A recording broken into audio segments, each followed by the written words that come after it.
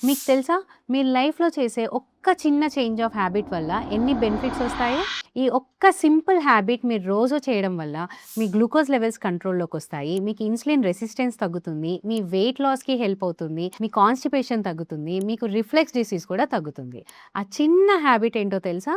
మనం తిన్న వెంటనే కూర్చోకుండా ఒక 10-15 మినిట్స్ వాక్ చేయడం. మనం నార్మల్‌గా తిన్న వెంటనే మన బ్లడ్‌లో రిలీజ్ అయ్యే గ్లూకోజ్‌ని ప్యాంక్రియాస్ నుంచి వచ్చే ఇన్సులిన్ అనేది డైజెస్ట్ చేస్తుంది.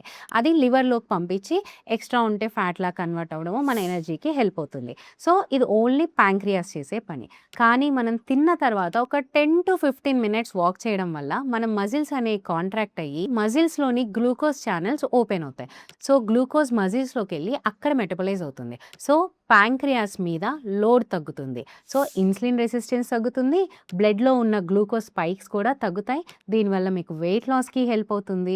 మనం వాక్ చేయడం వల్ల గట్ మూవ్‌మెంట్ అవ్వడం వల్ల కాన్‌స్టిపేషన్ కూడా తగ్గుతుంది. అండ్ తిన్న తర్వాత వాక్ చేస్తాం కాబట్టి ఈ తొందరగా స్టొమక్‌లో నుంచి స్మాల్ ఇంటెస్టైన్‌లోకెళ్ళి మనకి రిఫ్లెక్స్ ప్రాబ్లమ్ కూడా తగ్గుతుంది.